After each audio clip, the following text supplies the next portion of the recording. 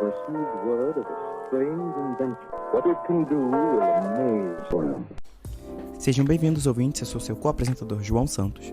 E eu sou o co-apresentador, Marcos Duarte. E este é o Esquina das Ideias, onde as ideias se cruzam. Hoje temos o prazer de receber o economista Cláudio Ferraz. Cláudio é PhD em Economia pela Universidade da Califórnia, Berkeley, e atualmente é professor de Economia na Vancouver School of Economics, na Universidade de British Columbia, no Canadá. Além disso, é professor em tempo parcial na PUC-Rio e colunista do jornal Nexo. Coleciona diversos trabalhos em importantes periódicos em economia, concentrando suas pesquisas em desenvolvimento econômico e economia política. Obrigado, Cláudio, pela participação aqui no podcast. Obrigado, Marcos. Obrigado, João. É um prazer estar aqui com vocês. Obrigado pelo convite. Cláudio, uma das questões que nos chamou a atenção aqui no Esquina é a sua trajetória acadêmica, que você é um dos economistas políticos mais conhecidos na academia brasileira, mas no início da sua carreira você tratou mais sobre meio ambiente e comércio internacional. Como que fez a transição entre esses temas de meio ambiente e comércio para esses temas mais de política e instituições no geral para pensar o desenvolvimento? Eu tive uma trajetória que é um pouco diferente, eu diria, da trajetória tradicional. Primeiro porque eu fui fazer doutorado tarde, eu fui fazer doutorado mais tarde do que o normal. Eu entrei no doutorado já com 29 anos, que é tarde comparado a muita gente. Eu tinha estudado fora por questões familiares, eu tinha morado na Costa Rica e fiz minha graduação em economia na Costa Rica, na Universidade da Costa Rica, e de lá, meio perdido, para falar a verdade, terminei num mestrado em economia em Boston, na Boston University, que na época tinha um programa, ainda tem, eu acho, que era um mestrado meio em desenvolvimento econômico, com Dilip Mukherjee, na época o Deborah Ray estava lá, enfim. E era um mestrado separado do programa de PhD, eu fui para lá, sem saber muito o que eu queria fazer, e como eu já estava há muitos anos fora do Brasil, de lá eu voltei para trabalhar no IPEA. E aí eu entrei, eu fiz concurso no IPEA, virei pesquisador do IPEA e trabalhava na área de meio ambiente, trabalhava próximo ao Ronaldo Sinal da Mota, que era um pesquisador sênior na época, que trabalhava com meio ambiente, e fiz vários trabalhos nessa área. Era uma área que ainda no Brasil, mesmo até hoje, né, não tem muita gente, apesar que agora é um pouco mais popular, né? E eu trabalhava nessa área, trabalhava com questões associadas à poluição, desmatamento na Amazônia, estava muito interessado nesse nexo entre comércio internacional e meio ambiente, qual era o papel de exportações em degradar ou não o meio ambiente na época. E quando eu, já depois de 3 anos no IPEA, que eu fui fazer o PhD, eu fui para Berkeley, em parte interessado em questões relacionadas com desenvolvimento econômico e meio ambiente. Então, eu fui para Berkeley pensando em estudar coisas relacionadas nessa área. De fato, eu fui para lá, eu fui fazer doutorado no departamento de Agriculture e Resource Economics lá, em parte porque era o melhor lugar do mundo para cruzar essas duas coisas. E estava lá numa boa, no meu primeiro ano de doutorado, como todo mundo faz, micro, macro, econometria e essas coisas. Estava lá, né, no que eu achei que iria ser essa trajetória. E quando chegou no segundo ano, que você tem que fazer os cursos de campo, eu fui fazer desenvolvimento econômico, tive o primeiro curso de desenvolvimento econômico normal, padrão, que era lá em Berkeley. Quando chegou a hora de fazer o segundo curso, quem teria que dar o segundo curso era o Ted Miguel, que ainda está em Berkeley até hoje, o Edward Miguel. Só que o Ted tinha um sabático e tirou um sabático, foi um livro para Princeton, e aí eles não tinham ninguém para dar o curso. E o James Robinson tinha acabado de chegar lá no Departamento de Ciência Política, tinha sido contratado no ano anterior, vindo da USC, e pediram para o Jim dar esse curso. E aí o Jim falou, bom, beleza, eu dou esse curso, mas eu não vou dar aula para vocês sobre, enfim, randomized control trials na África, não vou falar de educação, eu vou falar das coisas que eu faço. E aí, né, o departamento de economia não tinha muita barganha, falando para ele, bom, beleza, vem dar o curso como você quiser. E aí mudou minha cabeça, eu sentei num curso de uma coisa que eu nem sequer sabia que existia, na verdade. Aí o Jim Na verdade, o Jim Robinson nunca tinha dado um curso no nível de doutorado de economia política, então foi até engraçado que era um curso que ele meio ia fazendo as coisas pouco on the go ali. Ele falava, hoje a gente vai falar disso, e aí ele se empolgava, falava de uma coisa completamente diferente. Era a época onde eles tinham já um draft do que virou um clássico, que foi o capítulo do Handbook Acemoglu, Johnson e Robinson. Eles já tinham publicado no ano anterior o famoso trabalho de origens coloniais, né, do American Economic Review de 2001. Eu estava fazendo isso era 2002, então era o ano seguinte, então era bem no começo ali das colaborações dele com Daron Acemoglu. Tinha algumas coisas já saindo, mas era bem no começo, e a cabeça dele estava fervendo de ideias. Então foi um curso muito interessante, porque foi um curso onde acho que ele só seguiu 50% do programa, ele meio que ia dando aula de outras coisas que ele... Mas, para quem era um aluno sentado ali, foi uma coisa totalmente inspiradora. E aí eu saí daquele curso dizendo assim, é isso que eu quero fazer, assim, isso aqui, saí já dali convencido que era muito difícil para alguém interessado em desenvolvimento econômico conseguir pensar nisso sem pensar em política. E você falou um pouco do Robinson, e junto com Acemoglu, eles são um dos grandes expoentes dessa literatura de economia política, que coloca as instituições como elementos centrais para pensar e explicar o desenvolvimento econômico de uma nação. Mas uma das coisas que chama a atenção é que são realmente instituições, porque do jeito que a gente escuta, instituições não são necessariamente instituições formais. O que seriam, então, essas instituições? Bom, o Acemoglu e o Robinson, né, eles começam um pouco a estudar essas coisas muito bebendo na fonte de muita gente que já tinha escrito, na verdade, né? Mesmo se você ler os trabalhos iniciais deles, eles vão citar amplamente o Douglas North ali no começo, porque, na verdade, eles mesmos falam que a inspiração um pouco dessas ideias veio ali de ler as coisas mais antigas que já existiam em história econômica, junto com outras coisas, né? Tipo Engerman e Sokolov também, que são mais historiadores, que pensavam um pouco no aspecto das diferenças entre América Latina e América do Norte, por exemplo, né? E, por outro lado, também tem a parte mais de modelos e de história econômica, estilo Avner Greif, etc., de tentar pensar em instituições.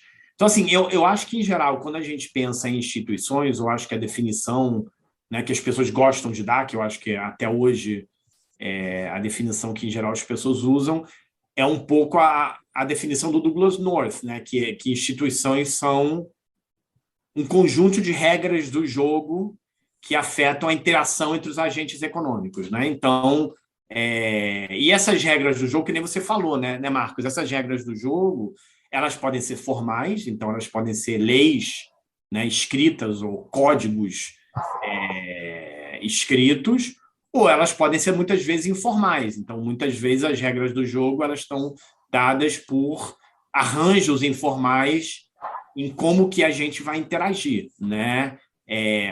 Para o bem e para o mal, né? Ou seja, arranjos informais muitas vezes podem ser bons ou podem ser ruins, né? A gente tem arranjos informais lugares onde não existem direitos de propriedade, eu te empresto dinheiro e se você não me paga, a maneira de eu sinalizar que as futuras pessoas que pegarem dinheiro de mim precisam me pagar é usando violência, por exemplo. Então, essas regras do jogo não sempre serão regras do jogo positivas, né? Então, mas em geral é isso, né? A gente pensa em instituições dessa forma, como regras do jogo que vão, digamos, nortear as interações entre pessoas e empresas, entre pessoas e governos, etc. Bom, Cláudio, se as regras do jogo, existem tantas regras do jogo formais quanto as informais, a partir do momento que existem regras do jogo informais, não existe uma possibilidade disso se tornar um problema endógeno? As regras do jogo acabam também sendo determinadas por algum tipo de comportamento social que também está sendo determinado por outras regras, se não se torna um ciclo de dupla causalidade? Com certeza, João. Isso é um ótimo ponto, na verdade. Acho que até uma brincadeira que muita gente faz com o próprio Daron Acemoglu e o Jim Robinson, né? De fato, por exemplo, eu tenho meu colega aqui na UBC, o Patrick François, e o Patrick tem trabalhos bastante antigos, 15 anos atrás, publicados, onde ele enfatizava exatamente a importância de normas sociais nesse jogo, né? E, na época, ele mesmo fala que as pessoas não prestavam muita atenção. Assim, as pessoas achavam que normas sociais não eram algo tão primordial, ou eram mais consequência. E eu acho que nos últimos 10 anos, cada vez mais os economistas começaram a prestar atenção para coisas tipo normas sociais, cultura, e como que essas coisas interagem, né? De fato, por exemplo, se você pegar a agenda de pesquisa aqui do meu novo colega aqui do Nathan Nando, por exemplo, muito tem a ver com isso, né? De ver como que cultura não só evolui no longo prazo, mas o Nathan, por exemplo, com o Jim Robinson, eles têm um trabalho sobre a interação entre culturas e instituições, né? Então, eu acho que hoje em dia as pessoas já entenderam que, obviamente, a gente não pode só pensar em instituições de maneira completamente separada de cultura e normas sociais, e essas coisas vão interagir, né? E quando a gente pensa em, mesmo se você pegar, por exemplo, coisas como corrupção ou coisas como normas sociais sobre pagar impostos, por exemplo, coisas que são importantes para determinar desenvolvimento econômico dos países, não é só o que está escrito no papel, é o que as pessoas acham se vale ou não o que está escrito no papel. E aí as instituições vão afetar essas normas sociais e as normas sociais, por sua vez, também vão afetar essas instituições, né? Então assim, que nem você falou, João, essa relação, digamos, de causa e efeito, mas que pode ir em duas direções, torna o problema extremamente interessante, né, desde um ponto de vista, mas também super complexo e complicado para a gente estudar como cientista social, né? Principalmente, por exemplo, para quem faz trabalho empírico, que quer sempre olhar qual é o efeito causal de X em Y, torna bastante difícil entender essas coisas. Mas eu acho que você tem toda a razão. Eu acho que hoje em dia, eu acho que pouca gente, o próprio, por exemplo, se você abrir o próprio programa do curso do Daron Acemoglu no MIT, há 5 anos atrás ele não tinha uma parte que ele falava de cultura, hoje em dia já está lá, entendeu? Então isso já está impregnado ali na forma de pensar. Legal. Recentemente eu vi no Twitter, acho que pode ter sido até você que compartilhou, uma situação na Finlândia, se eu não me engano, onde se tinha uma possibilidade de corrupção, e aí eles meio que analisaram se existia algum tipo de relação entre, nas regiões onde existia a possibilidade de corrupção, se havia, de fato, desvio de verba. Correlação zero, né, o que é absurdo de pensar que acontecer em um país como o Brasil. Então, a gente vê como a cultura pode ser realmente importante, né? Se realmente isolou o efeito da instituição, né? Se abriu mão de uma instituição, abriu a possibilidade de corrupção, e a cultura agiu forte aí, fazendo com que a gente não se corrompesse. Bem interessante isso.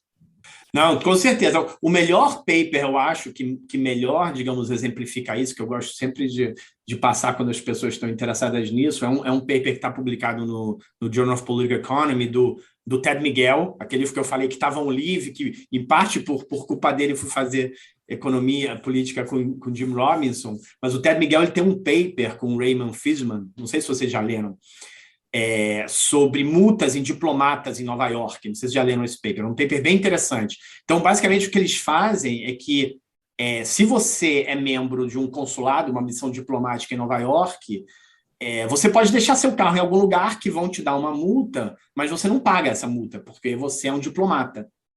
E eles correlacionam as diferentes embaixadas por causa das placas, e quem toma mais multa correlacionando com qual é a corrupção no país de origem. Então, eles pegam o índice desse de transparência internacional de corrupção e eles ranqueiam os países. Então, por exemplo, sei lá, você deu o caso, né, que eu falei, que era o caso lá da Noruega, e aí você vai ter Suécia, mas aí você vai ter o Brasil e você vai ter a Nigéria, que, na verdade, né, ranqueia ainda pior que o Brasil, e eles mostram como a corrupção de origem do país está super correlacionada com o comportamento desses diplomatas numa cidade que já não tem nada a ver com o país de origem, ou seja, eles tentam argumentar que é puramente cultural, é simplesmente o que você traz, porque os incentivos são exatamente os mesmos para o diplomata da Dinamarca do que para o diplomata do Gabão, entendeu? Então, é um trabalho bem interessante, mostrando na prática como que cultura tem um pouco a ver também com como que você se comporta nessa questão.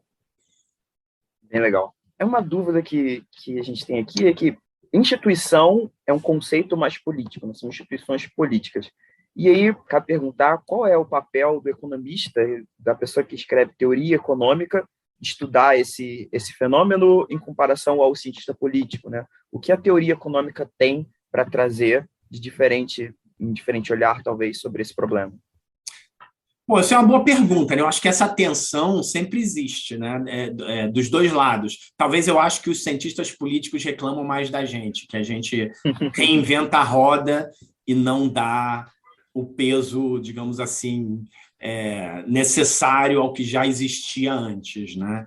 Mas eu acho que, na verdade, a economia política moderna, né, ela bebe muito da ciência política, mas, por outro lado, não é só uma via, no sentido que a própria ciência política também, hoje em dia, a ciência política moderna deve muito à economia, né? Então, por exemplo, a teoria de jogos foi uma revolução, né? Ou seja, se você pensa ali nos anos 70, a teoria de jogos e não só a teoria de jogos em si, né, em termos de comportamento estratégico, mas também, por exemplo, todos os modelos de agência, de perigo moral, de seleção adversa, e como pensar em assimetria de informação, elas revolucionaram os modelos, né, que existiam para explicar por que as pessoas votam, como as pessoas votam, resultados de eleições, concorrência entre partidos, como políticos se comportam uma vez eleitos, né? Então, toda essa ferramenta que existia na teoria econômica, ela foi, digamos assim, absorvida para resolver e responder questões que, na época, os cientistas políticos não estavam conseguindo responder. E aí, obviamente, tem um lag que depois você começa a formar cientistas políticos, digamos, quantitativos, né? Ou como eles chamam na ciência política, teoria formal, né? Como eles chamam, para diferenciar teoria filosófica, né? Na ciência política, eles chamam de teoria formal. Então, tem essa interação aí de como modelar esses fenômenos. Então, acho que essa é a primeira contribuição da economia, eu acho que é uma contribuição metodológica, né? E aí, depois disso, também tem uma contribuição empírica, no sentido de que a evolução da econometria em economia, né, e em parte por causa da revolução da credibilidade, ali nos anos 80, mais para frente, uso de variáveis instrumentais, e agora experimentos, etc., a ciência política, com um lag aí, talvez de uns 10, 15 anos, também começa a beber nessas metodologias. Então acho que tem, desde o ponto de vista metodológico, eu acho que a economia contribuiu muito metodologicamente, tanto em teoria como em aspectos empíricos, né? Mas talvez a sua pergunta não era metodologia, a sua pergunta talvez era mais, digamos, em termos de temas. Eu acho que a forma como eu acho que a economia contribui é que, em geral, a ciência política ela não pensa na economia, né? Ou seja, ela pensa nos fenômenos políticos advindos de causas, na maioria das vezes, meramente políticas. Enquanto que nós, né, quem faz economia política, pensa sempre nessa interação, ou seja, como que a economia afeta a política e como que a política afeta a economia, né? Então, eu acho que essa interação ajuda a explicar muitos fenômenos que, às vezes, o cientista político deixa de lado, né? Então, aí é onde eu acho que está a nossa contribuição e que muitas vezes vai ser complementar, né? Porque eu acho que, por exemplo, tem cientistas políticos que, na verdade, fazem coisas parecidas com o que eu faço, né? E você vai ver trabalhos que não são tão diferentes assim. Então, eu acho que, hoje em dia, até tem cientistas políticos que começaram a olhar para aspectos econômicos que antes não o faziam, né? Exatamente por causa dessa interação. Certo, agora começando a discutir um pouco seus trabalhos. Primeiro, a gente selecionou esses artigos mais recentes, e um desses artigos é o Money and Politics, The Effects of Campaign Expense and Limits on Political Entry in Competition. Você e seus coautores buscaram identificar o efeito da imposição de limite de gastos nas campanhas eleitorais. Você poderia falar um pouco sobre esse trabalho para a gente? Claro, com certeza. Bom, esse é um trabalho que a gente começou, já faz tempo, na verdade, foi durante... A gente começou a pensar nisso quando começaram a ser discutidas ali depois da Operação Lava Jato, como é que se regulava campanhas políticas, né? Um pouco a inspiração das reformas brasileiras que aconteceram ali 2015 para 2016 foram a reboque da Lava Jato e todos os escândalos de corrupção que aconteceram.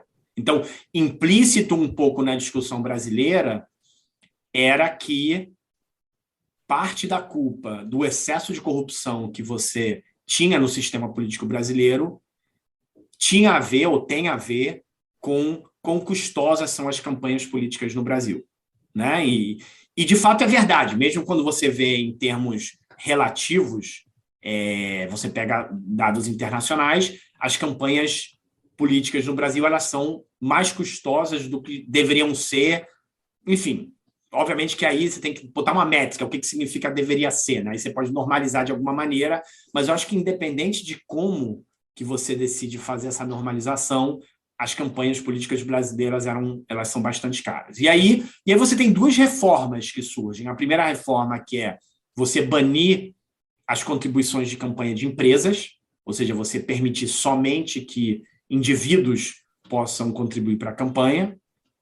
E uma segunda reforma, que ela é mais drástica, de certa forma, é você dizer assim, políticos, vocês vão gastar menos dinheiro, né? E como que você faz isso? Bom, você bota um limite de quanto que você poderia gastar.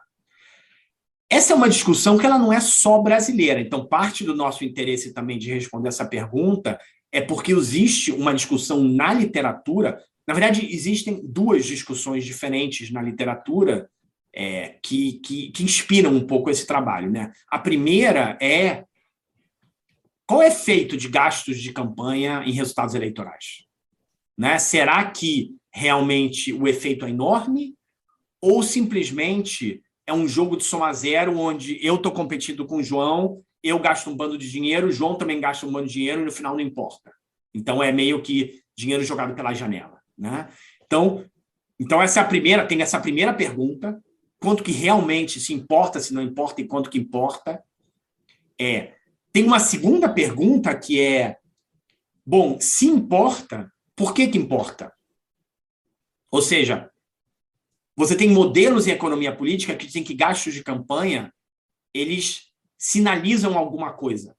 Então, num mundo onde o eleitor não conhece algo sobre o candidato, gastos de campanha podem ser bons porque você está mostrando qual é a sua agenda, o que você vai fazer se você for eleito.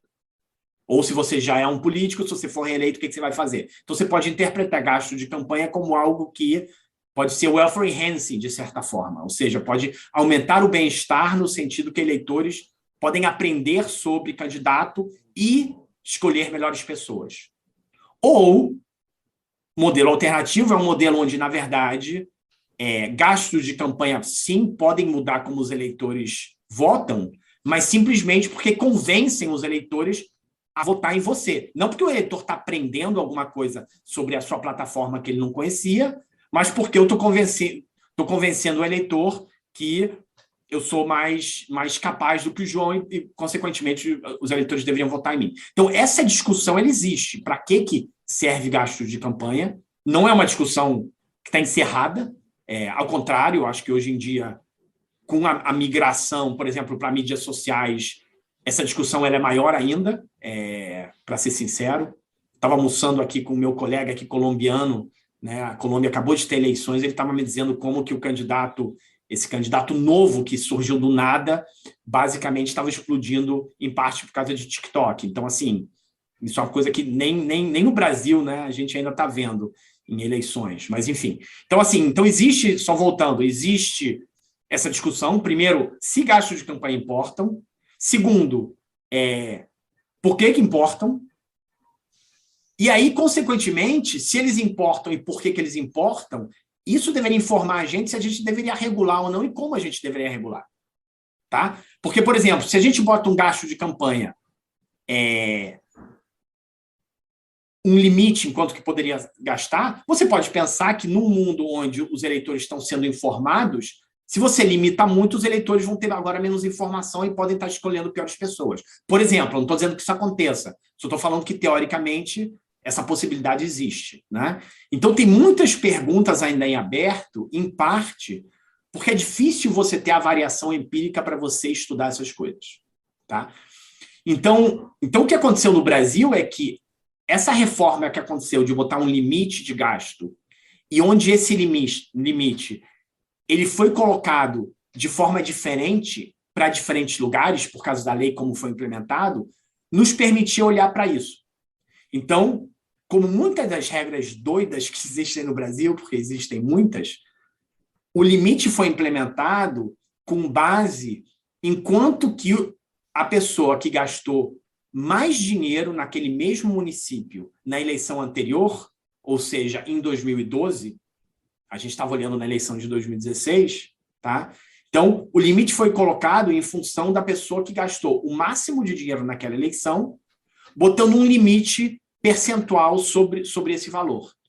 E, além disso, obviamente deve ter tido alguma gritaria quando estavam falando ali, porque se aleatoriamente naquele município, na eleição passada, por algum motivo foi gasto muito pouco, esse limite seria muito pouco. Então, viu uma gritaria dizendo assim, não, nesses lugares, vamos botar um valor ali que terminou sendo 100 mil para prefeitos e 10 mil, se não me engano, para vereadores.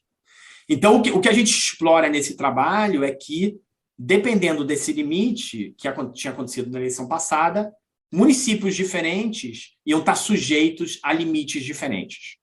Tá? Então, essa é um pouco a ideia. Tem um pouco mais de detalhes aí no meio, mas essa é um pouco a ideia. Então, basicamente, o que a gente faz é que a gente olha para a eleição de 2016 e aí a gente faz algumas perguntas. A primeira pergunta é, bom, será que realmente as pessoas terminaram gastando de forma diferente? Né? Porque a primeira pergunta é de todas. Você pode imaginar que no Brasil, não, a lei não vale, né? Ou as pessoas conseguiram passar de alguma forma a lei, ou o partido gastou e o candidato não gastou. Enfim, então a primeira parte do trabalho é tentando documentar que sim, que em lugares que tiveram esse limite tem uma redução estatisticamente significativa na quantidade de dinheiro que é gasto no local. Essa é, tipo assim, a primeira pergunta.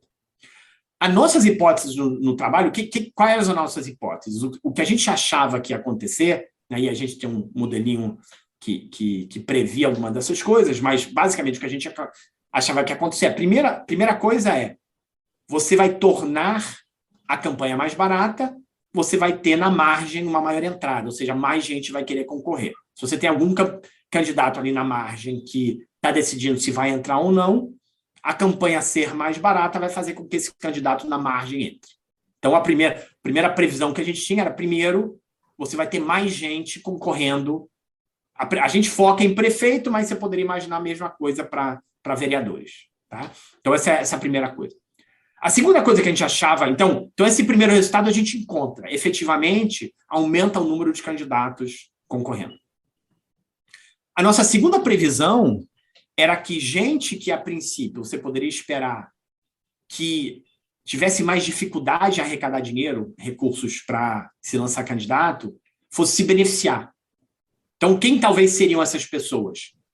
Candidatos mais jovens, candidatos de minorias, seja mulheres ou pretos e pardos, que tradicionalmente foram excluídos da política, ou candidatos, por exemplo, de partidos menores.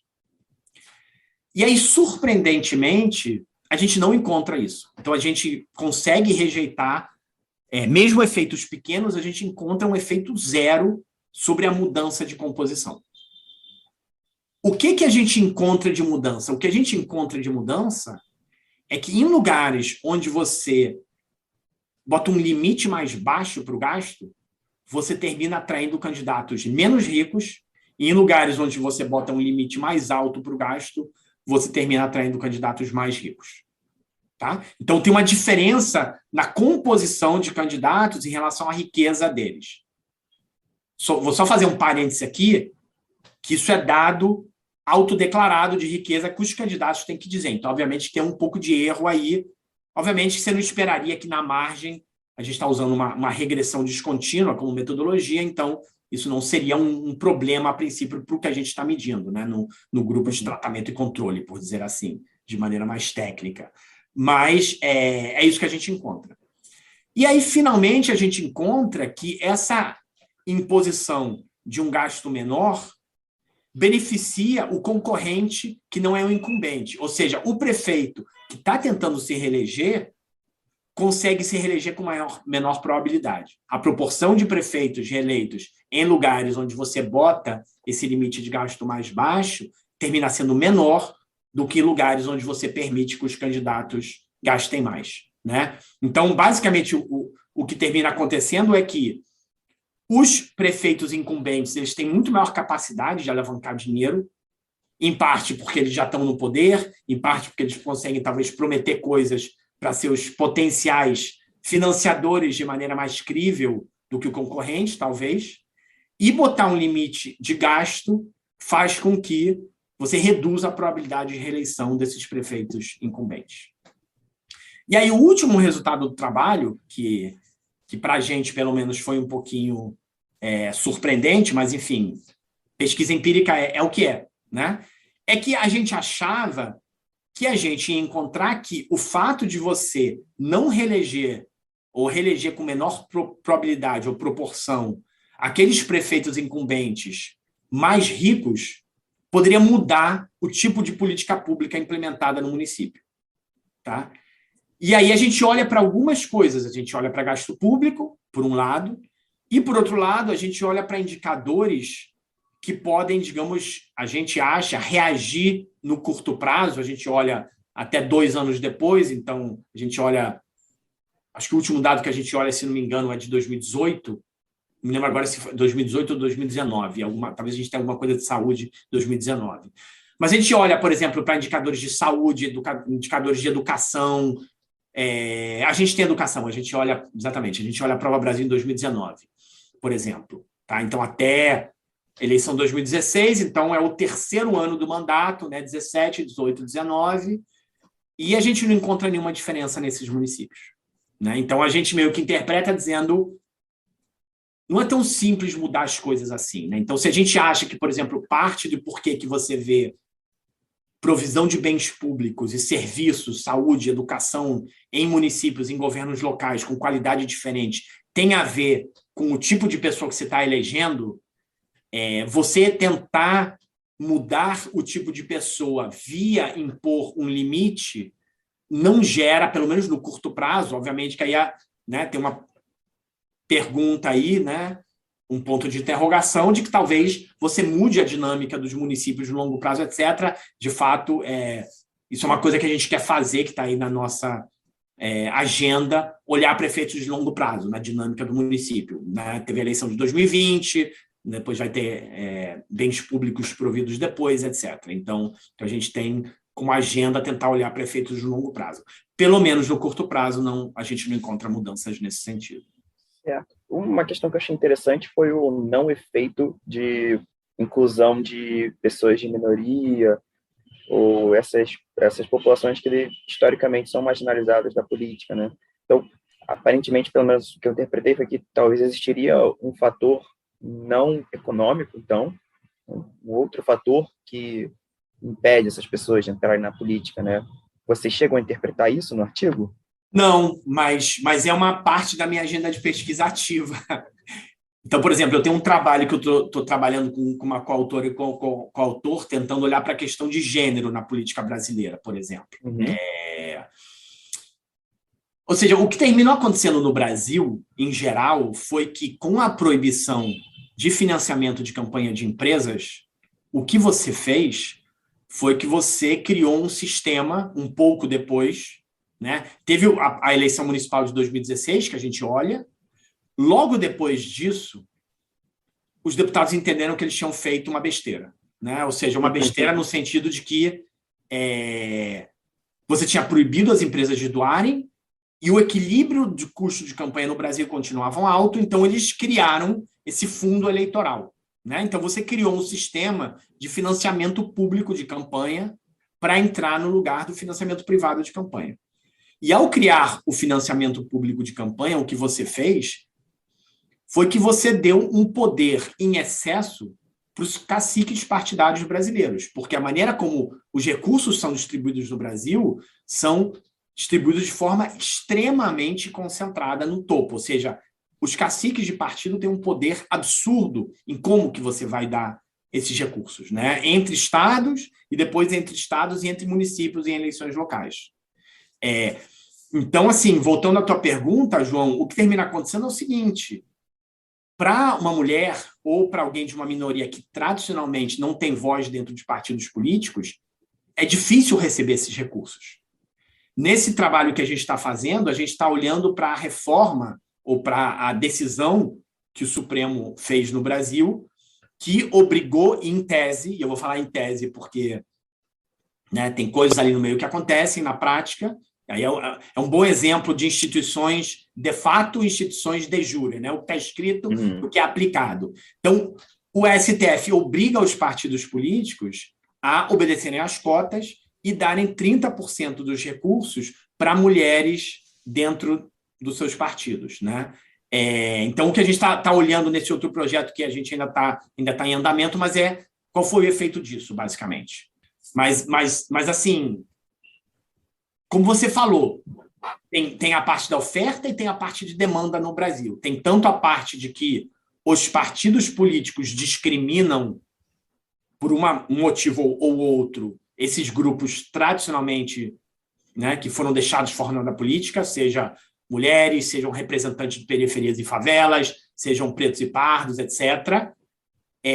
E, por outro lado, também tem uma discriminação por parte dos eleitores, né? Então, o que a gente observa no Brasil, na verdade, é um equilíbrio onde você tem discriminação dos dois lados. E aí entra aquela história que você falou no começo, você perguntou, que tem a ver com as normas sociais, né? Porque, em parte, as pessoas, os eleitores discriminam porque estão num equilíbrio, numa norma social, que é uma norma social de discriminar. Você precisa tirar as pessoas desse equilíbrio. Para isso, você precisa mostrar que você pode sim ter uma mulher política que faz um bom trabalho, você pode sim ter um político preto que faz um trabalho excelente, etc. Só que quebrar essa norma social é super difícil, né? E você precisa ter esses modelos, esses role models que consigam quebrar um pouco essa norma social, né? Tem um trabalho bem interessante da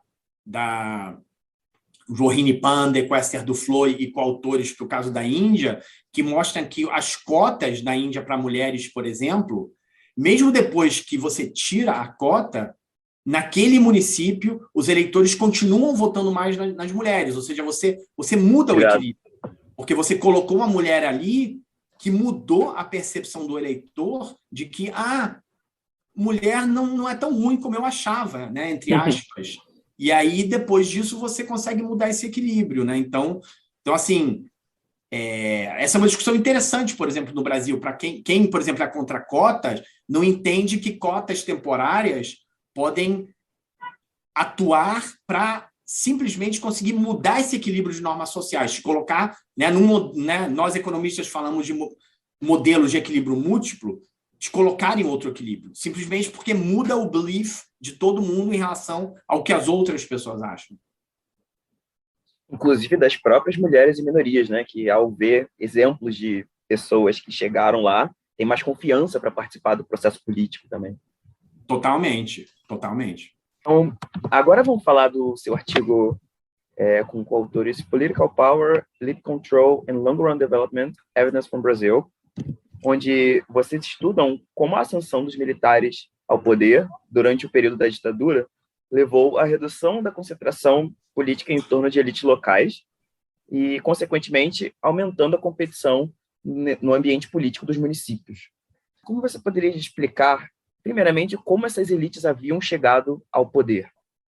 Então, bom, esse artigo, assim, deixa eu contar um pouquinho a história desse artigo, né? Esse artigo surge, ele é um pouco inspirado.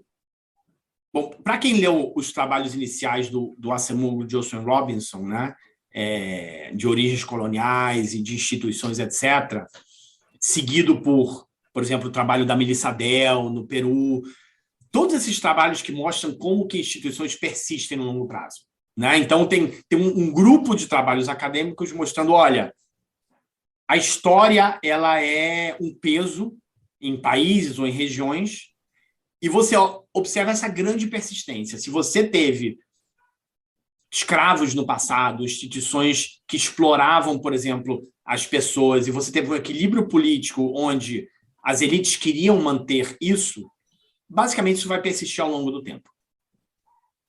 E aí chega algum momento onde o próprio Daron Acemoglu, Jim Robinson, começam a notar que, ao mesmo tempo que você tem um bando de casos onde isso foi verdade, você tem também casos onde essas coisas revertem, né? Então, por exemplo, se você pensar nos Estados Unidos, que junto com o Brasil foi o país que mais importou escravos, e você tinha o sul e o norte dos Estados Unidos com instituições completamente diferentes, etc., chega algum momento onde essa coisa explode nos anos 60 e você tem uma revolução de direitos civis, você dá o voto aos eleitores pretos, você muda instituições de diversas formas, onde, obviamente, que apesar de ainda existir uma grande diferença entre indicadores socioeconômicos de pretos e brancos nos Estados Unidos, ele vem convergindo em muitas coisas rapidamente desde os anos 60, né? Então, como é que você explica isso, né? Ou seja, você, ao mesmo tempo, você tem uma grande persistência, mas em outros contextos, você tem uma grande mudança brusca. Ou seja, quando você tem mudanças que conseguem, por exemplo, mudar essa elite, você muda alguns indicadores socioeconômicos, né? E isso é verdade historicamente, né? Você pode olhar para, sei lá, você pode voltar e olhar para a Revolução Francesa, por exemplo, né? Ou seja, a gente tem vários contextos históricos onde você tem mudanças bruscas que acontecem quando você tem mudanças de regime. Então o Daron Acemoglu e o Jim Robinson, eles têm um paper no American Economic Review que foi publicado em 2008 que chama The Persistence of Power, Elites and Institutions, a persistência de elites, instituições e poder político, onde eles têm um modelo dinâmico que tenta explicar em que contextos você tem persistência, em que contextos você não tem persistência. Tá? Então a gente tinha isso na cabeça. E o que a gente... Quando você olha, começa a ler um pouco da história brasileira, tanto de história como história de política, você começa a olhar para casos onde, quando você tem mudanças de poder, seja, por exemplo, Getúlio Vargas nos anos 30, ou seja, a ditadura militar de 1964, onde essa mudança, digamos, macro-agregada, mexe com as estruturas de poder local. Tá? E aí um livro que inspirou um pouco a gente, tem um livro de uma cientista política chamada Frances Hagopian, que conta a história do Brasil com a lente, com foco, com zoom de Minas Gerais, onde ela olha para a elite econômica e tradicional agrária de Minas Gerais, né? E o poder que ela tinha, e o clientelismo, e como que ela mantinha o poder através de compra de voto e clientelismo, e como que quando os militares chegam ao poder, eles mudam e fazem uma substituição, né? Por exemplo, no Estado, nas secretarias, etc., por uma elite mais tecnocrática, né? Mas que não vinha das elites locais, e como que isso pode ter alterado esse equilíbrio. Então essa era um pouco assim, algumas das ideias que a gente tinha na cabeça, e a gente falou, como é que a gente pode testar esse negócio? Será que isso faz sentido? Como é que a gente pode testar isso? Então aí a gente começou a correr atrás de que estados do Brasil que a gente conseguia dados históricos de quem estava no poder. A gente conseguiu isso, na época, só para 3 estados, e aí a gente conseguiu mapear o nome dos prefeitos desde 1945. Então, a ideia era a concorrência política tradicional no Brasil, principalmente em lugares mais rurais, ela não se dá por partido. Ela se dá por família. Né? Se for pequenos municípios, no interior da Bahia, no interior de Pernambuco, no interior de Ceará, no interior de Minas, você tem 2 ou 3 famílias ali que estão no poder. E mesmo antes de 64, o que importava era mais uma família contra a outra, muito mais se uma era UDN e a outra era PSD, etc. Então, o que a gente faz? O que a gente faz é que a gente mapeia o sobrenome de todas as pessoas no poder de 1945 até 2000, 2004, né? Foi até onde a gente chegou. E a nossa hipótese que a gente queria testar é, será que quando os militares chegaram ao poder, algumas mudanças que foram feitas ajudaram a, por um lado, reduzir o poder das elites agrárias tradicionais e, por outro lado, permitir que novos entrantes entrassem na política. Então, para testar isso, o que a gente faz? A gente, primeiro, tem uma métrica de concentração de poder político local com base em sobrenome. Né? O que quer dizer isso? Quer dizer, vai para entre 1945 e 64, que proporção do tempo que o mesmo sobrenome estava no poder naquele lugar. Então, isso vai ser 1 ou 0, né? Seriam os extremos, se você tivesse uma rotatividade ou se você tivesse a mesma família no poder. E aí, o primeiro resultado que a gente encontra nesse trabalho, que é um resultado que nos chamou a atenção, é que você tem o que a gente chama uma reversão de desenvolvimento econômico. Ou seja, lugares onde você tinha uma grande concentração de famílias no poder antes de 1964 são lugares que hoje estão mais ricos do que lugares onde essa concentração era um pouco menor. Diferente do que toda a literatura de persistência iria prever. Né? Você iria prever que, na verdade, essa coisa persiste muito ao longo do tempo, as mesmas famílias conseguem ficar se reelegendo, as mesmas famílias vão implementar políticas que vão se beneficiar e não beneficiar a população e, consequentemente, você vai ver desenvolvimento econômico ruim. Não é o que a gente encontra. Então, a pergunta é por que isso acontece? Então, o que a gente mostra é que quando a ditadura militar chegou ao poder, uma das coisas que aconteceu foi eles aboliram a existência dos partidos políticos existentes e somente permitiram concorrência local, né? Ou seja, para quem já estudou a história do Brasil, eles permitiram que as eleições locais continuassem acontecendo, mas somente entre o Partido Arena, que era quem representava, né, o poder militar, e o MDB, que era o partido de oposição. Então, todos os partidos acabaram, você só podia concorrer nesses dois partidos. Só que isso criou um problema para o governo militar, porque você tinha, por exemplo, duas famílias que antes eram inimigas, mas as duas eram donos de terra, as duas estavam à direita do espectro político, e agora as duas estavam dentro do Arena. Como é que você resolvia esse pepino? E aí o que eles criaram foi outra instituição bizarra brasileira, que foi a sublegenda. Então, o que foi a sublegenda? E é engraçado, quando eu falo isso para gerações novas, muita gente não sabe isso, não conhece, não sei se isso não se estuda no colégio mais. Mas o que a sublegenda foi basicamente permitir que você tivesse uma concorrência intrapartidária também. Então, em vez de fazer uma eleição onde o MDB competia com a Arena, você permitia que o Arena ou o MDB tivessem até 3 chapas. Então, você poderia ter o Arena 1, o Arena 2 e o Arena 3, por exemplo. Onde, muitas vezes, o Arena 1 ia ser uma família, o Arena 2 ia ser a família inimiga. Né? Mas, como você somava todos os votos do Arena, terminava que se o Arena era eleito, né, os representantes do governo militar continuavam mantendo o seu poder.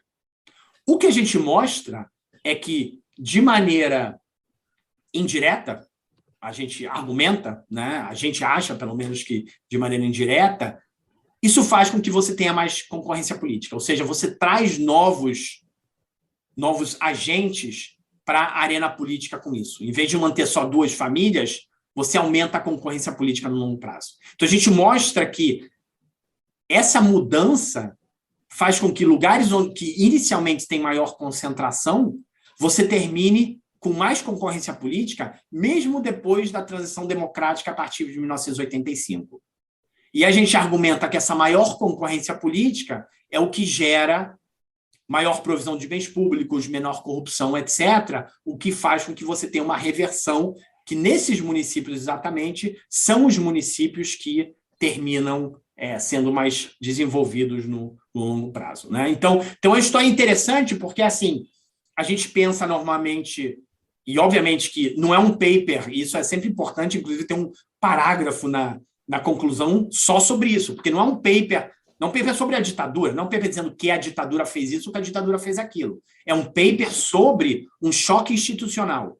E como que um choque institucional que, a princípio, queria concentrar o poder político, em tese, que você desfez vários partidos políticos para só ter 2 partidos políticos, mas como que esse desenho institucional meio que saiu pela culatra, criou esse incentivo indireto de você, no médio prazo, ter mais concorrência política.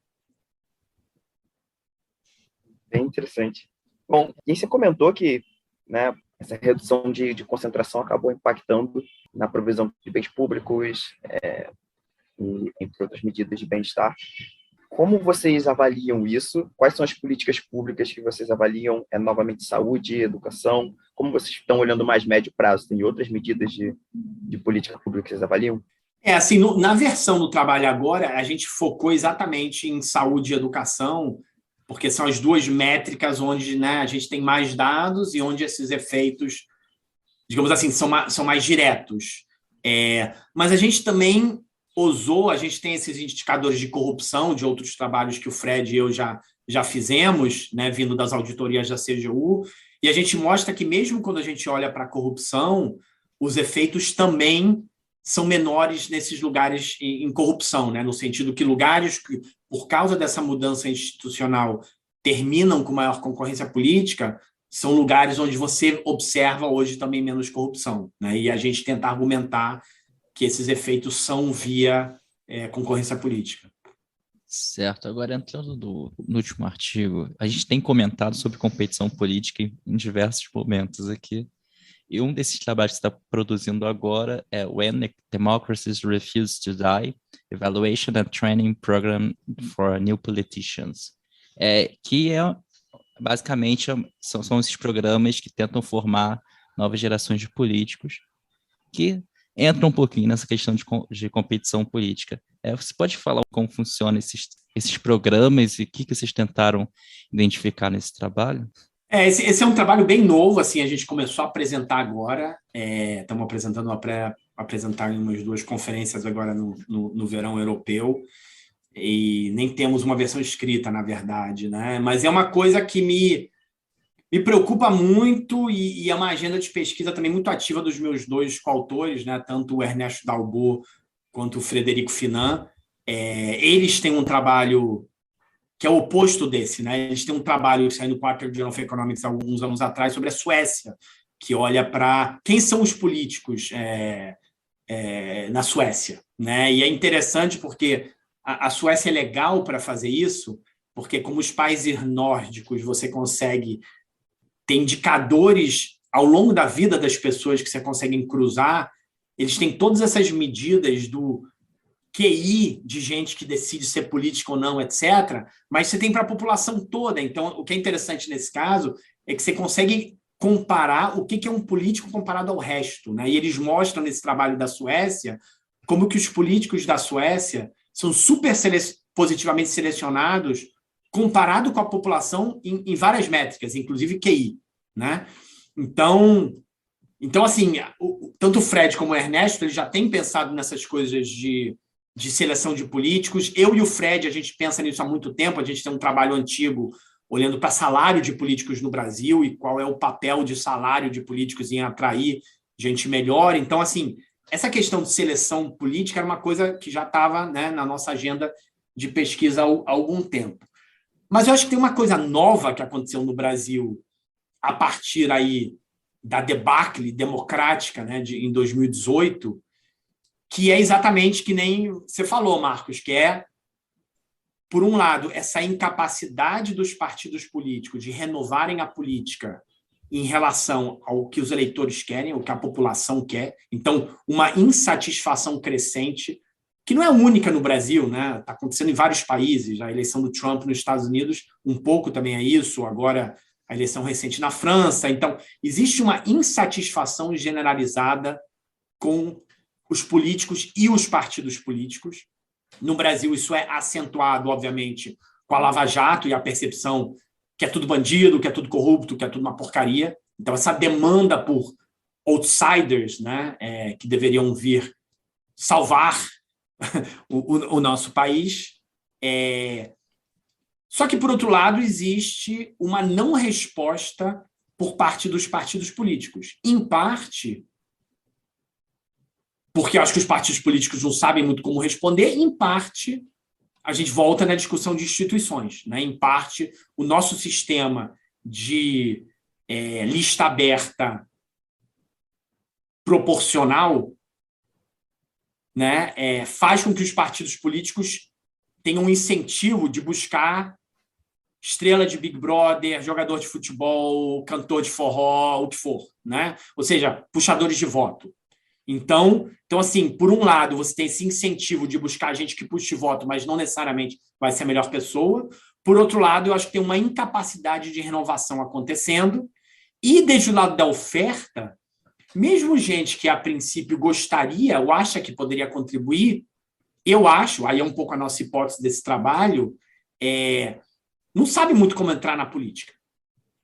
Então, o que a gente está fazendo aqui eu não vou citar o nome, mas junto com uma organização que tem como objetivo formar novos políticos, ou seja, atrair gente que gostaria de ser político e treinar essas pessoas para ser político. Então, junto com essa organização, a gente estava avaliando o impacto disso, né? E aí a gente... E é a organização que eu acho que é a maior organização hoje no Brasil que faz isso. E aí tem 3 perguntas que a gente tenta responder no trabalho. A gente tem dados de 16 mil pessoas que gostariam de ser político, ou pelo menos se inscreveram no curso de formação dessa organização, das quais, no final, foram selecionadas ali mais ou menos umas 1.600 que passaram pelo curso de formação e que depois algumas dessas se candidataram, né? Então, a gente faz basicamente 3 perguntas nesse trabalho. Primeiro, quem quer ser político? Ou seja, essas pessoas que não eram políticas antes e que estão querendo, através dessa organização, ser treinadas para virar um político, como é que elas se comparam em relação, não só à população como um todo, mas em relação também a quem naturalmente, né, concorre. Então, aqui a gente está fazendo um zoom na eleição de 2020 para a Câmara de Vereadores. A gente está olhando para vereadores, né? No futuro, a gente vai olhar para outras coisas. Mas aqui é um zoom para começar olhando para vereadores, porque é onde a gente tem mais dados. Então, o trabalho faz 3 perguntas. Primeiro, quem são essas pessoas comparado com o resto?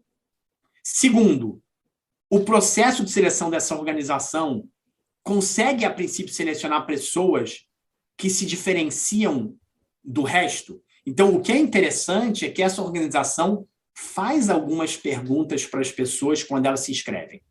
Então, por exemplo, a gente consegue olhar algumas métricas, né, brincando aí com o título, mas algumas métricas de pessoas que, a princípio, gostariam de preservar mais a democracia do que outras, né?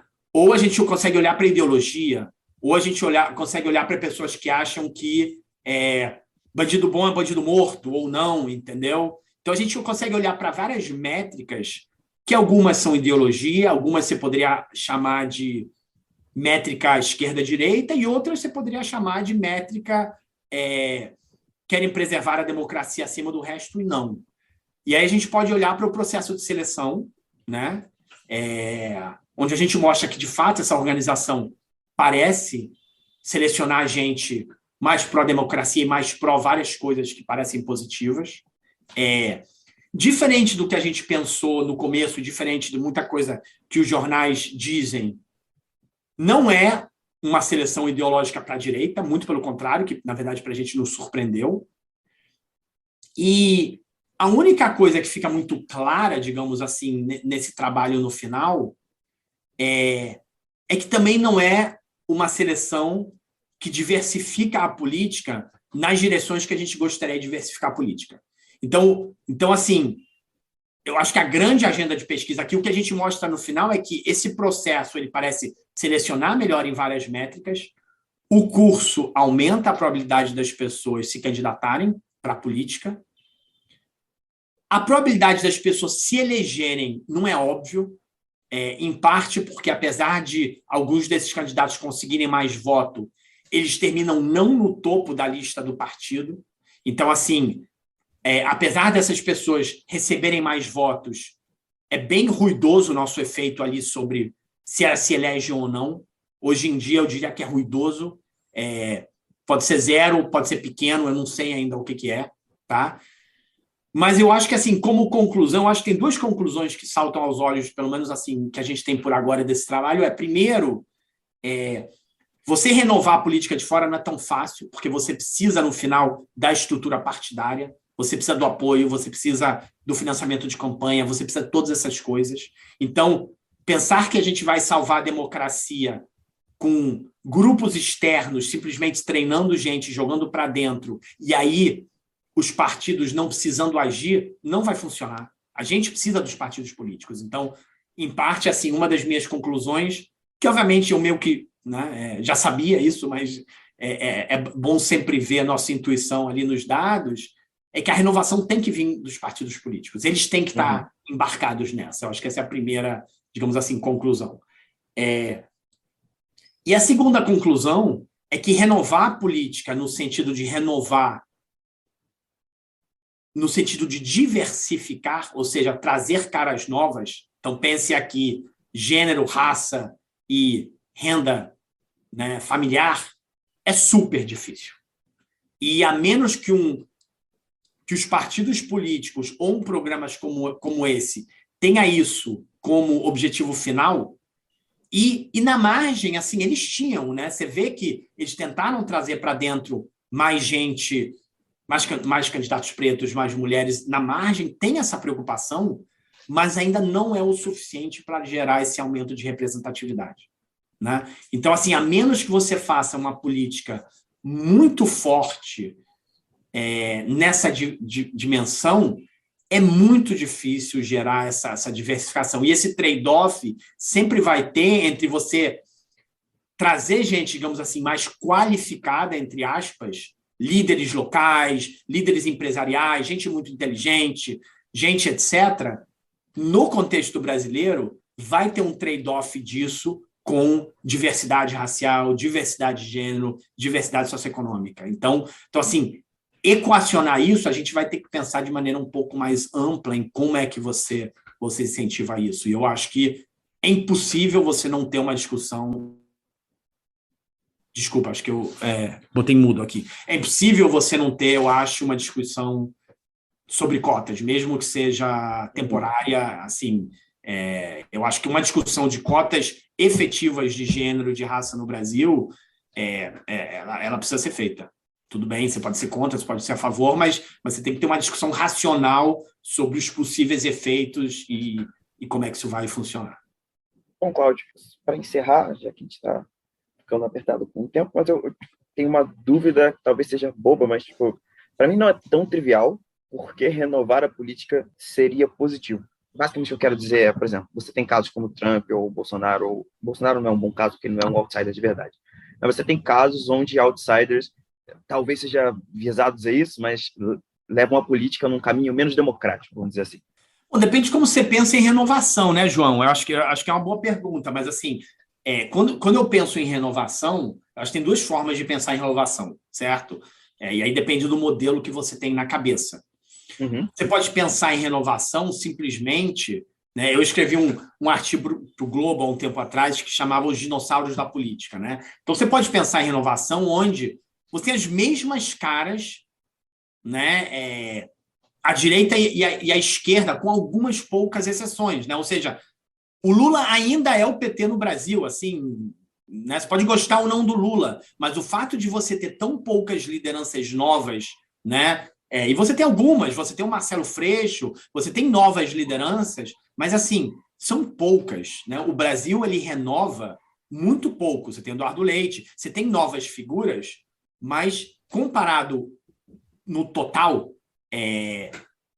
você ainda tem uma concentração de velhas figuras. Então, isso por um lado. Por outro lado, acho que você tem razão no seguinte sentido. A maior renovação, por exemplo, no Congresso e no Senado aconteceu no Brasil em 2018.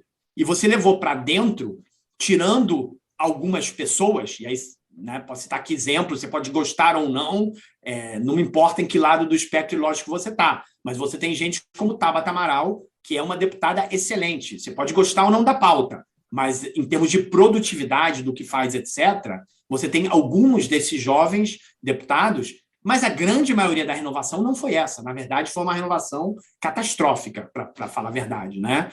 Delegado lá de sei lá onde que foi eleito porque, entendeu? Prendeu um bandido, filmou e não sei o quê. Então, assim, eu concordo com você. Não é muito óbvio se uma renovação sozinha é suficiente.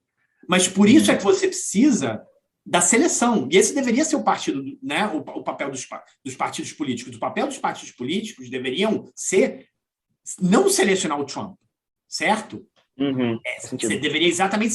E aí, por exemplo, um dos resultados que a gente tem no trabalho que é interessante é que essa organização ela seleciona positivamente em um bando dessas características, o que é interessante. Ela seleciona gente mais pró-democracia, menos radical em várias dimensões, etc. Né? Então, assim, se o sistema político estivesse funcionando direito, você quer renovações que venham de gente...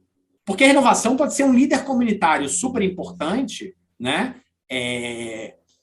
Por exemplo, vários deputados foram eleitos depois da Marielle Franco, que são líderes de comunidades importantes. E essas pessoas talvez não teriam sido eleitas porque é difícil entrar.